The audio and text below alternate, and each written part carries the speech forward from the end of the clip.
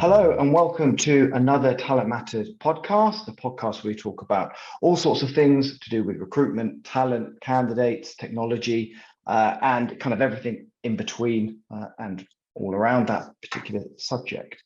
My name is Dave Jenkins. I am the CEO and founder of Wave. Wave is the company to come to if you want to attract more candidates to the roles you're recruiting for. If you want to find out more about us, then visit wave-rs.co.uk. Get the plug out of the way. So today I am joined by Wendy McDougall. Say hello, Wendy. Hello, Dave. How are you doing? I am brilliant. I'm brilliant.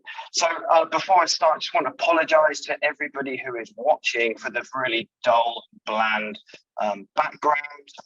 It's going to put extra emphasis on us, Wendy, to deliver some really good and interesting content, so they get lost in the idea of everything that we're talking about, rather than looking at my dull and dreary background. But I did hunt around for some merch, so keep the marketing guys happy. There you go. Lovely brand and lovely color, purple. So I'll just hold that for the entire length of the podcast. No, I won't. Right. So, Wendy McDougall, CEO, founder of a hugely and super successful Firefish. There's a pun coming, but we sort of swim in the same pond a little bit, but not sort of too much in the same I'm pond. liking the Firefish puns there, and that's what we do, so that's good. We've got waves, we've got fish. Yeah. This is gonna match made in really gonna work Mediterranean heaven. In the Mediterranean Sea, yeah, for sure. So yeah, really interested in having a chat. Today we're going to really kind of not talk too much about the industry and the world of recruitment and what's happening in the economy and all that kind of stuff. Today we're going to talk a little bit about you and your journey to how you got to where Firefish is today. I think it's 12 years old. I'm notoriously bad at these podcasts at introducing people, so I normally get something wrong. But you are the chief fish, which is, I love that. That is great. But I pulled off some stats of what you guys have achieved in the last 12 years or so, and correct me if this is inaccurate. Well, I would say this could be interesting. This is good. Okay. Well, I just pulled it straight from LinkedIn, so I have to be really honest with that. So 50 employees, 20 countries, 30% growth year on year, more awards than I could fit into this 25-minute episode. You guys, well, you personally and you as a company must be very proud of where you've got to. Oh, and thanks. I suppose when you list it all out, you can look back and think, yeah, that's pretty cool. But I think as any leaders, I'm sure you think yourself, I'm never finished, and I'm probably the worst at sort of standing back and recognizing where we are, what we've achieved. I'm constantly sort of looking forward and, working out where I want to do more damage. Yeah. I think that's a common thing, isn't it? And the immediate question is, why do you do that? Why don't you just stand back for a moment and go, hey, this is pretty cool? Yeah, I think if I was being critical, I definitely would probably like to pay somebody a lot of money to work that out for me and sit me on a couch and go, sit back and look at it. But I think ultimately, ever since I was a young girl, I just wanted to be the best at everything I did or anything I did. And so for me, we started Firefish with the goal that we were going to be the main CRM provider, certainly right now in the UK, though we are in 23 countries, as you said there. Our target 23, I had 23 more. Okay, there you go. Yeah, 23. Our target market is because there's the UK has bizarrely, in terms of demographics, the most recruitment agencies in it as anywhere else in terms of the world in that sort of geographical space. So, the business is on your doorstep. So from that perspective, I think I just won't stop until, we are recognized as the best. And for me, that's success. That's fantastic. I think also sometimes it feels a bit indulgent, doesn't it, to just stand and admire, what you've kind of done, and sometimes it's other people that need to point it out to you a little bit, like, read off those awards, and you go, oh wow, actually that's okay.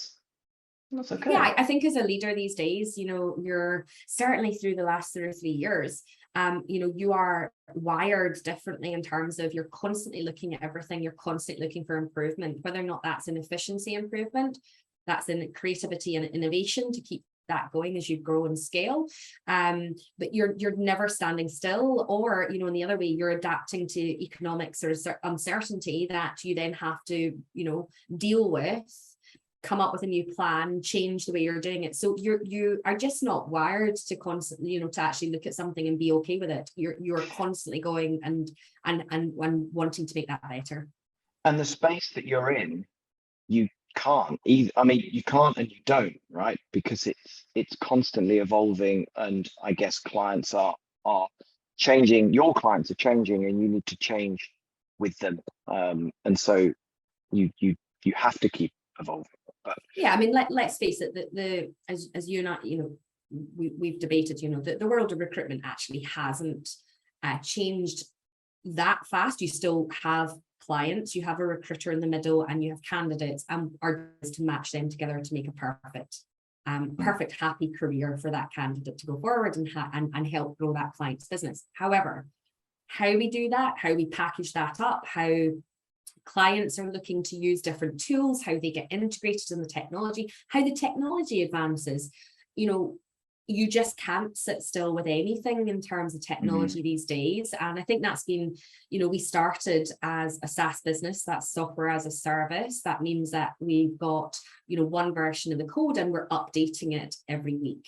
And that's really how you need to be motoring in order to keep up with market demands, innovation, different ways of looking at it. All these decisions you make in the product, they all sort of like come through to, this is the way we're going, this is our vision, and the technology needs to keep advancing and pushing those boundaries every week. Yeah. So you mentioned about when you started. This isn't the first business that you've started. I spied that you had set up and run what seemed like a very successful recruitment business itself. So was that the experiences that you had there? Was that the foundations for why Firefish was born? So it certainly allowed me to see the frustrations within the technology that was at the market when I was running my own agency.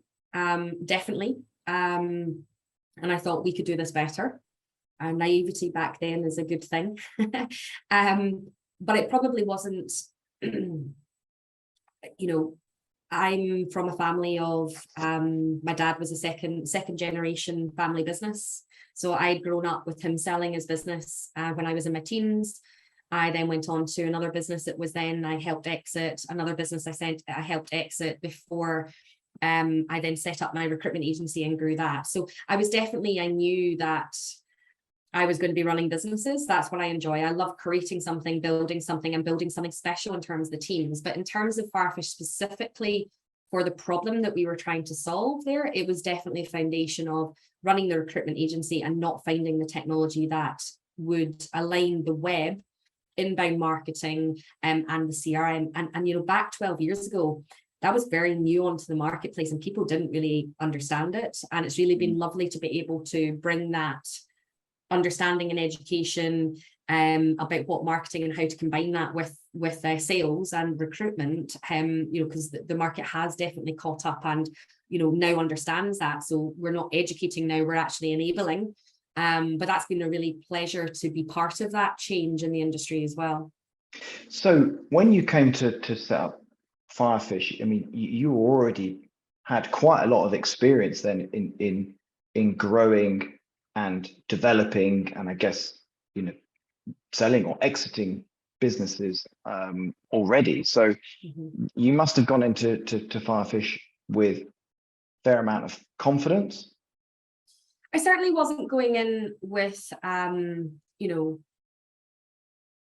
I suppose the naivety of how do I run a business, because I've done that now before. So that was good. And I definitely went into this one with less financial pressures than most people do when they're setting up their own business, particularly if they're bootstrapping it as well. And for those that are listening that understand bootstrapping, it just means you're funding it yourself. You're not taking external investment to fund that growth. So certainly that part didn't scare me. I understood, you know, I'd learned a lot about, you know, coaching, growing teams. But, you know, this was, and I suppose I had worked in tech companies as well. I think though I went into this company with a really positive sort of approach to it, because I just really wanted to grow a tech business. I had been recruiting for tech businesses all my life, and I'd helped them grow. So I understood what it took for those companies to grow, and I was really excited. And this is what you know, when you just find a job and a career that you fit. I had been sort of part of lots of other companies, you know, that we had grown and exited for, but this one just fits for me. I love this company, and I really love being part of this company. So it allowed me to look longer term with this, with a different sort of slant. It wasn't sort of come in and exit, etc. You know, I wouldn't want to do a job anywhere if I'm not working and leading Firefish. So that's quite a different sort of approach to this one, I suppose. So there's some similarities in the worlds that we operate in, and you know, I didn't have a tech business for a long time, and obviously, you know, Wave's an older business and has done different things, but I got lured by the desire of having a tech business. And you mentioned naivety and ignorance, and they're all the things that I had when, and still have in some respects, when you go and say, well, this is what we want to do. And I think sometimes that's a savior. But so you went from identifying the problem and then going, right, I'm going to do this. You had some you know, some experience, but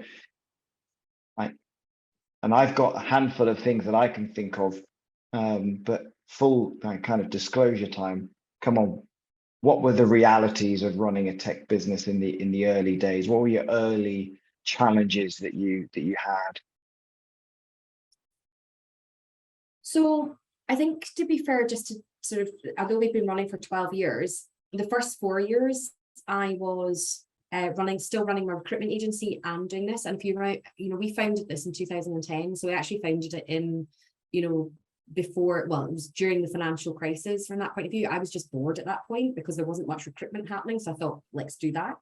Yeah. So for that first 4 years, that just allowed me to, you know, I took on about 20 sort of early beta clients, and they just sort of shaped the product. So, you know, I had vet recruitment, I had in-house, I had agency tech recruiters, you know, a very wide variety. And I think at that point, really, it was so important to try and find your place and not trying to be everything to, you know, all companies. And I think that was really the first challenge, is to make sure you get that, you know, it's the MVP, the minimal viable product that then you can see grows. And I probably made the mistake earlier on, because I came out of recruitment at that point and I wanted to save the world in the in-house market to targeting that in-house market. But at that point, you know, what we were doing was quite early and quite innovative sort of concepts, and definitely the in-house market at that point were just nowhere near really wanting that sort of inbound marketing, recruitment, nurturing, etc. So I probably wasted, you know, a good couple of years there trying to force something. Whereas as soon as I flipped back to, you know, what the product was built for, which was, you know, the agency market side of it, you know, that just started flying. So I think that was my early lesson. My other lesson was, you know, you do say that you've got to be really quick with a new idea or a new concept, and other people will copy it, etc. But actually, yes, you do. But you've also sometimes being too ahead of the game doesn't do you any favors. And I know that would be something you probably have maybe experience as well, because what you're doing there is pushing boundaries on in terms of your product as well, which I think is great. But a lot of our customers that are natural demand like to be part of that innovative company and part of that, but they just wanted you to go and plug the stuff that was really boring. And I was like, oh, really? So that was a challenge to try, because I had a team, and at that point you have a small team. Now we've got a good team. I think there's over 30 developers with with 5 different roadmaps that we're doing in terms of the product. So, but at the early day, you only had maybe 4 or 5 developers, and you had to very much make sure that they were working on the right stuff. So the decisions in terms of that roadmap were critical. And I wanted to keep going and being innovative in that area. And actually, we ended up just going and doing some of the boring stuff. So that challenge constantly was hard to manage until you were able to get to a certain size there where you can actually have, multiple teams, multiple roadmaps all coming together. I think in terms of other challenges and what you've learned, I've also learned within the tech businesses, don't do a team with more than 4 people. Tech guys, bless them, they're the smartest people out. Love them to bits, and I've got loads of them all working really well in my company. I've been there for years and years and years, but they're not great at managing people. So we have to help them a lot with that. Whereas the commercial side, the customer side, they are very good with their people skills and managing people. So you've got to adapt as well. And the other big challenge that I had was very easy to just have functional teams, all your developers, all your salespeople, all your customer support people. But the key to making a successful product for me is making sure that you have that interaction across divisional functional teams, so that you really have to work on that sort of enabling that communication between those teams to get the different perspectives from each of the from the sales life cycle, the customer support life cycle, to why, and that provides the why the developers are then building that product or that piece of tech or that new feature. So not a direct answer, lots of things really that have sort of shaped shape the sort of the story, I suppose, and the decisions I've had to sort of make that have been quite key in Firefish building Firefish. And there's some really good stuff in there, and a couple of things that just stand out is trying to get the timing right for the product and the audience as well. And I think when you're talking about looking at the in-house market, what the in-house market want and what the recruiter market want are quite different. Totally. But on the surface, you could look at it and go, well, that will work. It will sort of fit to both, but it sort of doesn't fit for both, and you end up sort of round pegs. I think the way I describe it is that the features will fit for both, but the priorities on those features are radically different. So if your roadmap is focusing on the corporate market, the in-house market, you're going to be accelerating features that the in-house market don't really give a shit about. Not the in-house, the recruitment agency, and vice versa. And don't get me wrong, both markets now have actually balanced up quite well, because we've had in the last year an influx of agency recruiters going into the corporate market. So that's made it quite interesting. And I'd say about 5 to 10% of our market now is corporates. Due to that, they've used Firefish, they've taken in-house. But it is just understanding, if anybody's listening to this and you're buying tech, it's one of the things that I always think that we're, a lot of the people buying tech are maybe not thinking about, ask what the roadmap is, ask what the vision of that company is, because that's where that company is going. And if you're not aligned with that direction, then you're probably going to have to move on in about a year to 2 years. So that's something that I wish a lot of people would ask a little bit more of the tech that they're buying and the company that they're buying from. And it's expensive, in time and resource, isn't it, to make some of these decisions. So in the early days, who did you? Sort of SaaS products were fairly new, certainly recruitment as well. Who did you lean on and go to? And I ask this question because we get a lot of recruiters who are watching watching and listening, hopefully, and a lot of them set up their own agency.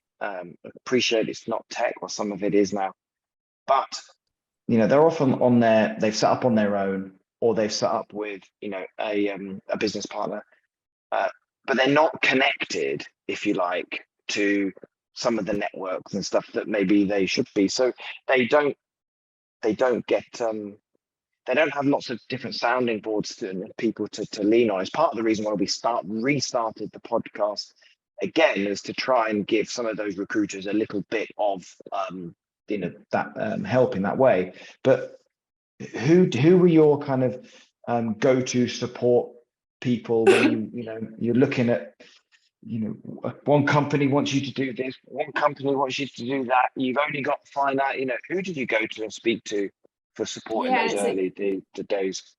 It's a great question, because as well, up in Scotland, it's not even, because that's where our headquarters are, there was even less SaaS businesses at that point in the geographical area that I was in. So, for that reference point for me, I definitely had to look externally, and I actually out of the UK. So I was really lucky. Scottish Enterprise have a great sort of coaching mentoring program there, and they flew me over to Boston to go to MIT. Oh wow, qualified cool. For it was super cool. I was like in Disneyland. So for me, Social Network had just launched, and I was on the plane to Boston to go to study at MIT. Amazing. And it was an entrepreneurial course that we did out there, and they sponsored me through that. And at that point, I was one of the first UK company. I think I was the first actually UK company to pick up HubSpot, and I started seeing HubSpot. So that's been, if HubSpot could do recruitment, I wouldn't have developed Firefish. But at the end of the day, you need that candidate and contact view. So I thought, actually, I really like this software, but how can I recruitify it almost? Mm-hmm. So I looked, and I was able to go into their offices, talk to the owners there in the earlier days. They didn't even have a CRM when they were doing it. It was just a blog management tool at that point. So I learned a lot from them. And also they, over in Boston, they had a number of different sort of SaaS companies that I was then into their network, which was fab. In terms of your audience from a recruitment point of view, you're absolutely correct. The networks that are out there are fantastic. I can't talk highly enough. If you're a smaller recruitment agency, the team network is fab in terms of then peer group sort of understanding and support there.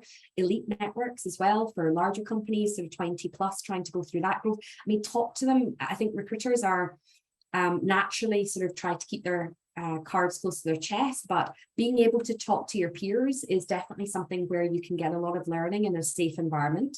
But I also sort of bring the analogy down to, we go to the gym and we think nothing about having a PT to make sure that we're doing enough burpees. So, ultimately, the same never analogy. Enough burpees. I'm never doing I'm a team burpees. Going, I eat burpees for breakfast. I think that, you should be having some form of coach in place in terms of your career and your entrepreneurial journey as well. So I've been very lucky. Kai Murray, who's one of the advisors to APSCO as well.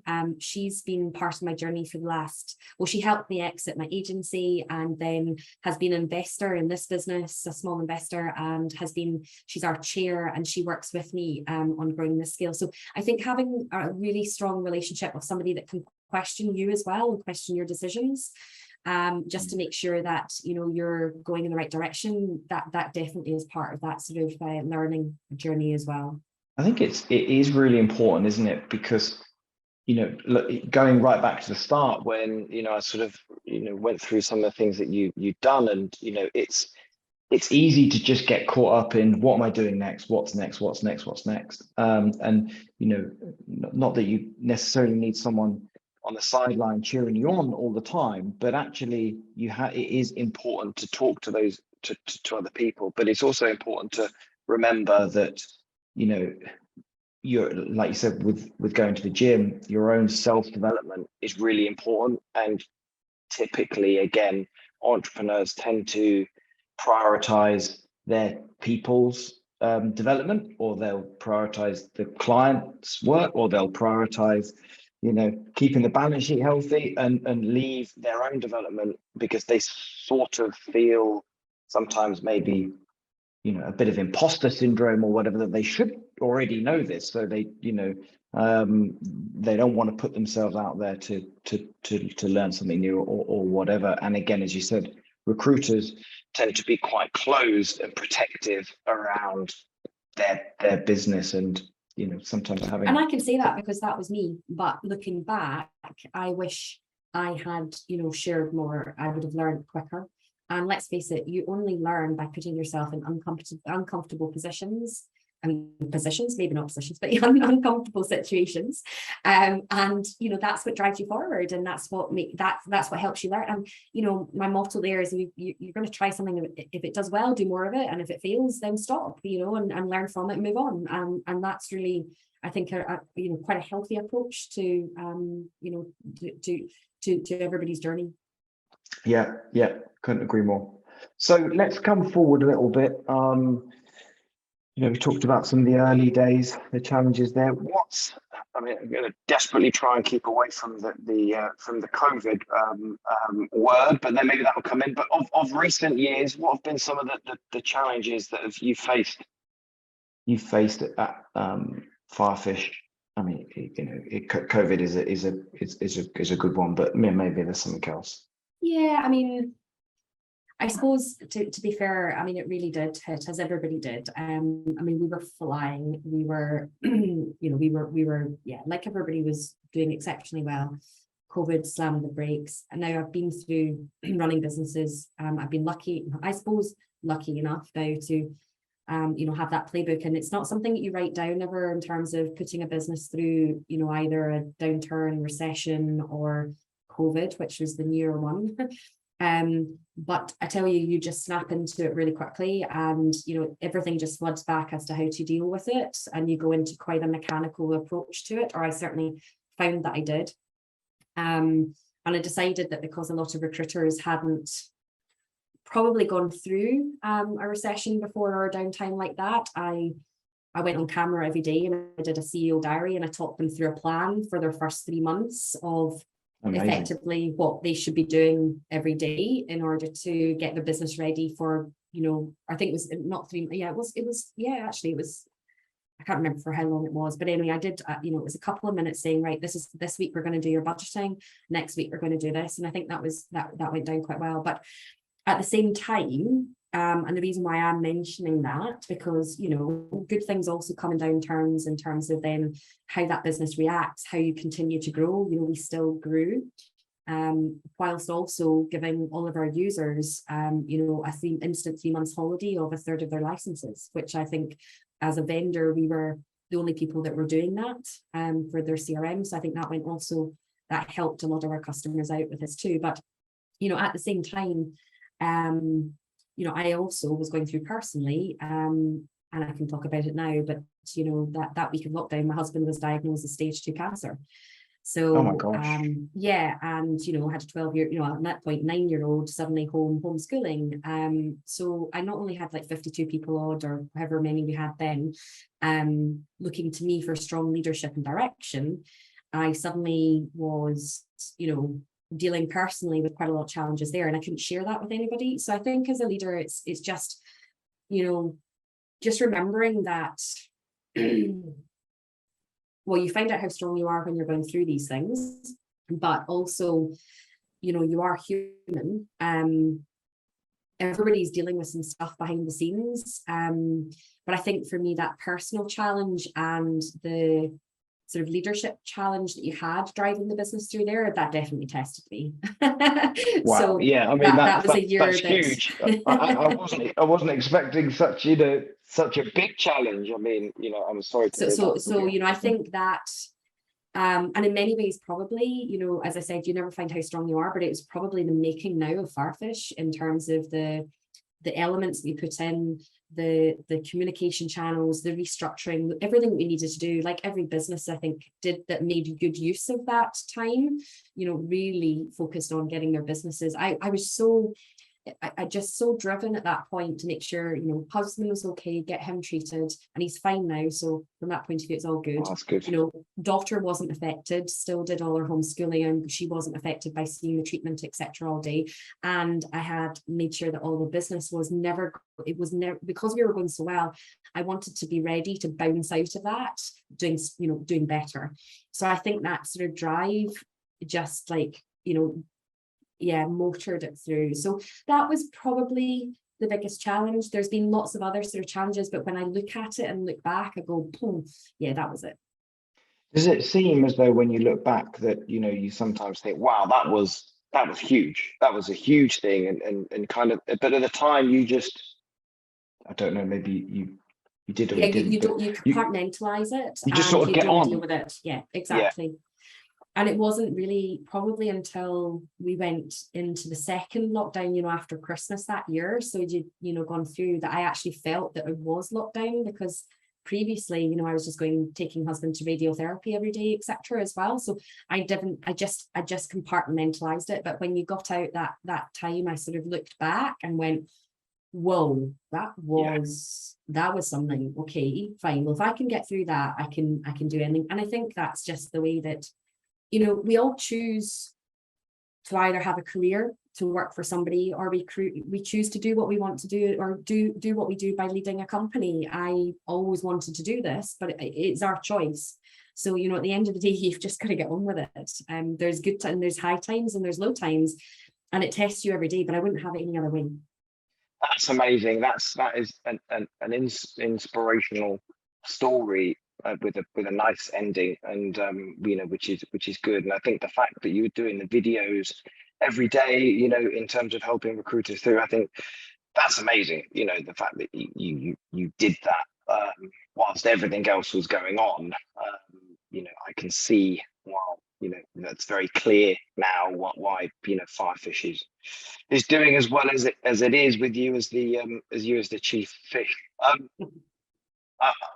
I wanted to ask what advice you'd give yourself, you know, 12 years ago when you started Firefish. We sort of covered that, so I'm going to change it up a little bit and switch it to the advice that you'd give you as a 12-year-old, knowing what you know now. What would you say to a 12-year-old Wendy?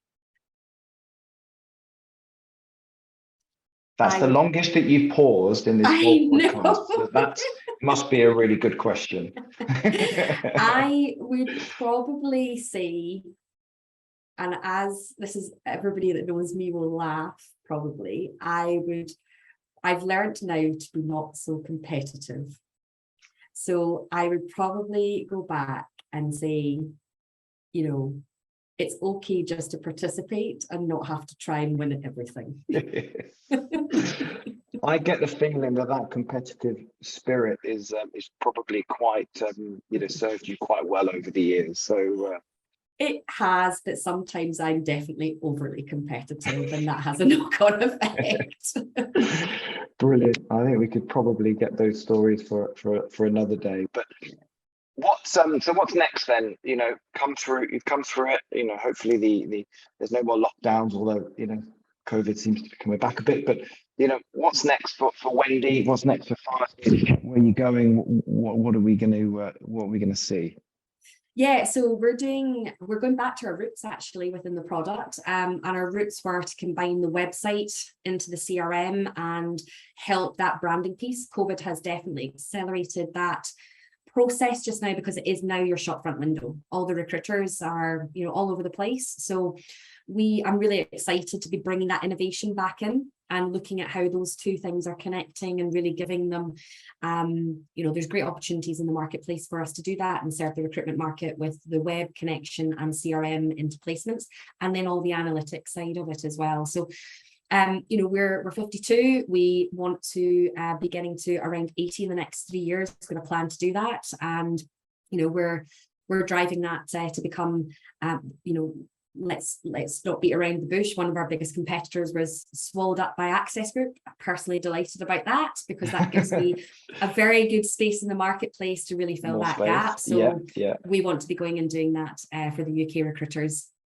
Fantastic. And I get the feeling with your, you know, and you might have told your 12-year-old self to not be so competitive, but actually I get the feeling with, you know, with the drive that you've got, I can see that's probably going to happen. So that's, you know, that's going to be an exciting space to watch. Well, thank you. We are pretty much out of time. I think. Well, I'm out of questions, so I think that also means we're out of time. But I'm sure we could carry on for another few hours or so, because some of the stuff is really interesting, and I think the stories you said have been really, really inspirational, and I think that it will help people, and it's just interesting to hear, and maybe also it will help just you appreciate how well you've done as well. So everyone gets something from it, hopefully. But no, I appreciate that, Dave, and it's lovely to be invited onto your show. So I really appreciate it, and I hope some of your audiences pick up some of the sort of stuff that they might be able to help their businesses as well. I hope so. Well, as I always say, do let us know, anyone that's listening or watching, what bits you like, what bits you didn't like, and we can adjust or tweak that for the future. But Wendy, thank you so much for coming on. That was been great. How do people find you? Firefish.co.uk? Yeah, it's firefishsoftware.com. And so I got the intro right, but yeah, I got the not the end. the URL. That's all right. Don't go to that URL that I said. Go to Wendy's one. And unfortunately, there is only one other Wendy McDougall, and she paints in Australia. So don't go to her. Go to the one that doesn't paint, that is dressed in red mostly, and has a fish beside them all the time. So you can find me on all the various usual channels: LinkedIn, Facebook, Twitter, all the other stuff. So. Amazing. Go and check Wendy out. Lovely. Thank you very much to anyone who is listening. As I said, do let us know what you think, and we'll be back at some point in the future with another guest. Thanks very much. Thank Bye-bye. you. Bye-bye.